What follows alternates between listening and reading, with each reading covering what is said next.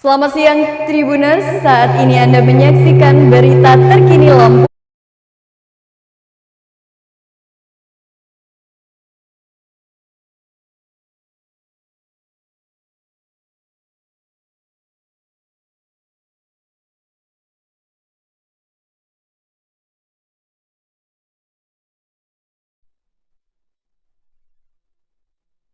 Selamat siang Tribuners, saat ini Anda menyaksikan berita terkini Lampung bersama dengan saya Mutiara. Kami akan menyajikan informasi menarik dan terkini untuk Anda dari berbagai daerah di Provinsi Lampung. Dan inilah berita terkini selengkapnya. Penembak Lampung Wira Sukmana sumbang emas di PON 2021. Kontingen Lampung menambah koleksi medali emas di ajang PON Papua 2021. Kali ini datang dari cabang olahraga menembak. Dari rilis yang dikirim Humas KONI Lampung, penembak muda Lampung yakni Wira Sukmana berhasil meraih medali emas di nomor individual 10 meter air pistol putra. Dalam pertandingan yang digelar di lapangan tembak indoor Kompleks Lukas NMB Stadium pada Sabtu 9 Oktober 2021, Wira mencatatkan nilai tertinggi yakni 236,2. Wira unggul tipis dari atlet Jawa Tengah yakni Muhammad Husti yang meraih nilai 236,1. Sementara perunggu diperoleh Raja Muhsin dari DKI Jakarta dengan nilai 208,6. Dari arena angkat besi, lifter Lampung Bayu Saputra menyumbangkan medali perak di kelas 109 kg putra. Dengan demikian, Lampung masih menempati posisi ke-8 dengan mengumpulkan 8 medali emas, 5 perak, dan 5 perunggu di arena PON ke-20.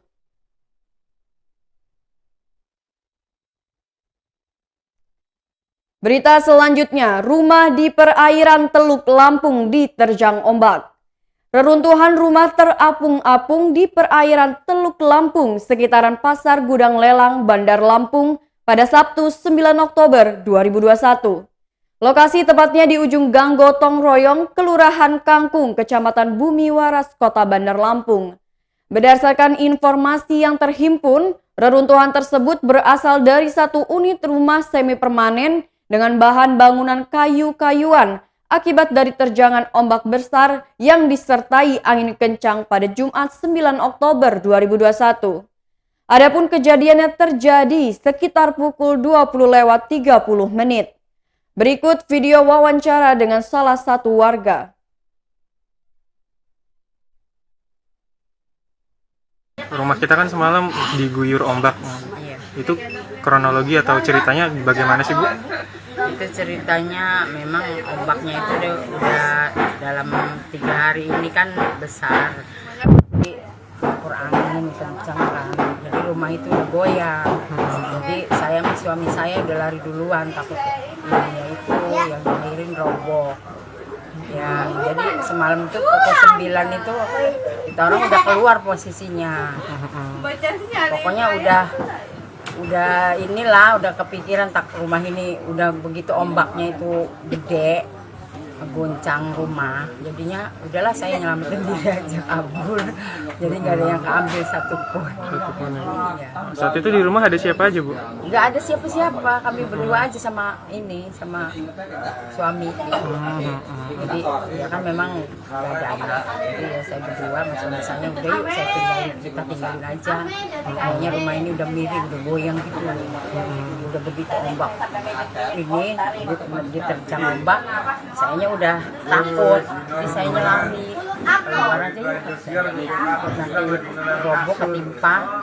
Saya kan kalau nyawa kan nggak ada ininya. Iya, Jadi ombaknya itu yang mulai besar udah kita rasakan dari sore itu. Sore, Bu.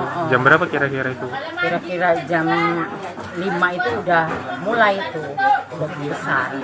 Jadi udah saya tinggalin tuh dari jam 8 itu saya tinggalin karena ya itu tadi udah miring, udah goyang gitu.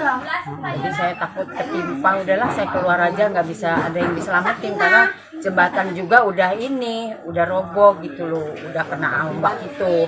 Jadi takut nanti itu roboh, saya nggak bisa lari, jembatan kan udah roboh. Karena jembatannya kan dari ini nih, apa? Dari bambu. Jadi makanya sayanya ngeri kan. Orang udah goyang gini, itunya juga udah pada lepas. Jadi nggak ada ininya, nggak ada tiang-tiangnya kan udah pada lepas. Kalau barang-barang yang ada di rumah apa aja, Bu? Ya semua lah, sampai TV, lemari, terus ranjang yang nomor 1, kasur busa, sama yang kamar belah sini juga kasur-kasurnya, lemarinya, semua lah udah. Magicom, kompor gas, piring-piring, rak piring. Berita selanjutnya, anak pang diduga aniaya warga Kemiling karena uang Rp5.000. Riki Sianggi Wijaya berusia 31 tahun, warga Jalan Walet, Kemiling, Bandar Lampung, diduga menjadi korban penganiayaan. Ia dianiaya sejumlah anak pang di Taman Gajah Enggal pada Jumat 8 Oktober 2021 sekitar pukul 23 waktu Indonesia Barat. Korban menuturkan penganiayaan tersebut bermula saat ia dan istri sedang membeli minuman ringan di area tersebut. Tak lama kemudian datang sejumlah anak pang menghampiri korban. Mereka meminta uang senilai Rp5.000 kepada korban. Korban yang enggan memberikan uang tersebut terus dipaksa oleh pelaku. Riki memperkirakan pelaku yang berjumlah 10 orang itu melakukan penganiayaan menggunakan alat seperti rantai dan besi.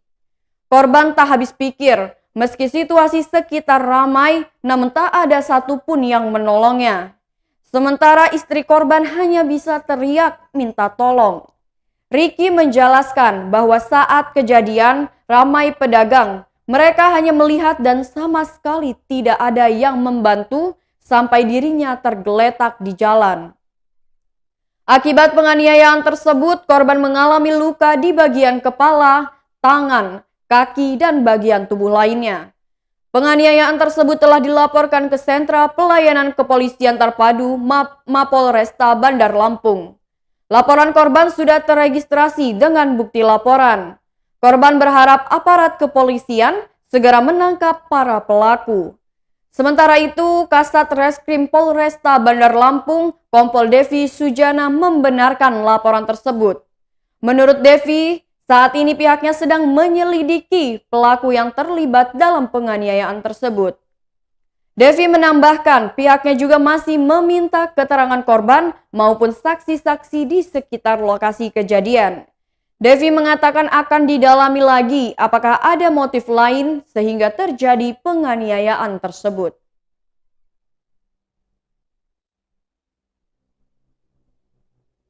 Berita selanjutnya, penemuan mayat laki-laki di jembatan Kalibuaya, Mesuji. Sesosok mayat laki-laki ditemukan di jembatan Kalibuaya, Jalintim, Kecamatan Mesuji Timur, Kabupaten Mesuji, Lampung. Mayat laki-laki tersebut diduga mengakhiri hidupnya di jembatan tersebut. Adapun mayat laki-laki itu pertama kali diketahui warga yang tinggal di area Register 45 Kabupaten Mesuji, yakni Kade Arte yang berusia 35 tahun. Kade menemukan mayat pria itu pada Sabtu 9 Oktober 2021 sekitar pukul 10 waktu Indonesia Barat. Sebenarnya kemarin pada Jumat 8 Oktober 2021 sekitar pukul 20 waktu Indonesia Barat, Kade melihat sesuatu yang aneh dari bawah jembatan. Kade Arte mengatakan seperti cahaya handphone yang terkena sorotan lampu mobil. Lantaran penasaran, Kade pun melakukan pengecekan di pagi hari sekitar pukul 10 waktu Indonesia Barat. Kade pun terkejut saat melihat seorang pria tergantung di bawah jembatan dan kondisinya sudah meninggal dunia.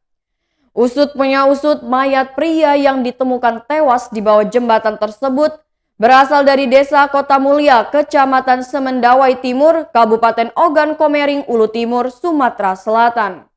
Korban diketahui berinisial SY yang berusia 34 tahun. Kade Arta langsung menghubungi aparat kepolisian dan polisi datang langsung membawa mayat tersebut.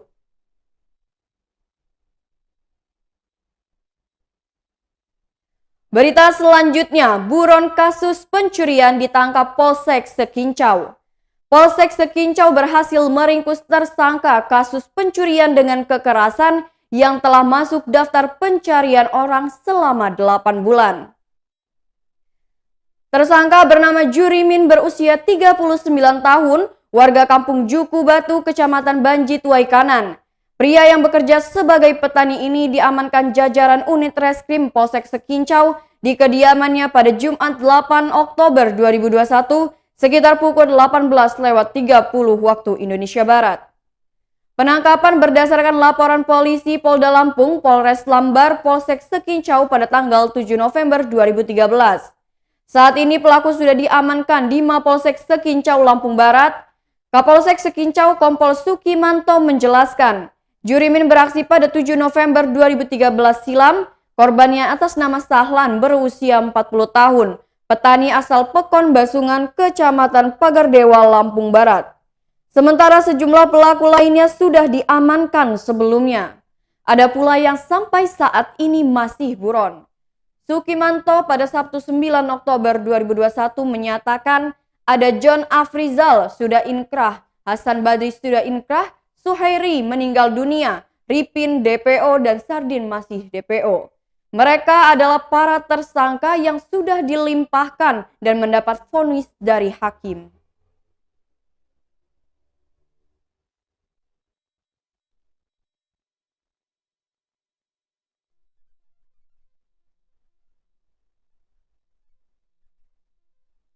Berita selanjutnya, gerai bakso Sony di Natar, Lampung Selatan terbakar.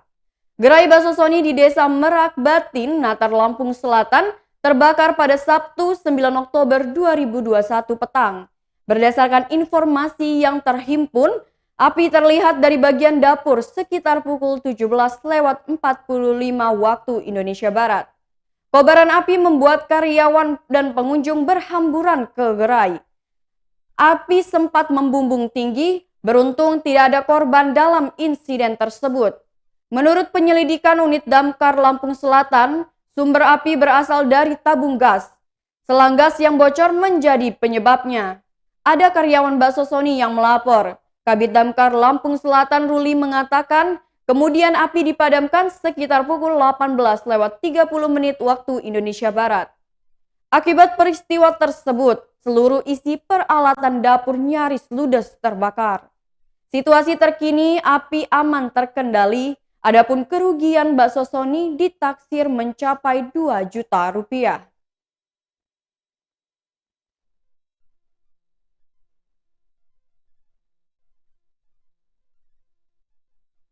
Baiklah Tribuners, itulah berita terkini Lampung bersama dengan saya Mutiara. Selamat siang dan sampai jumpa.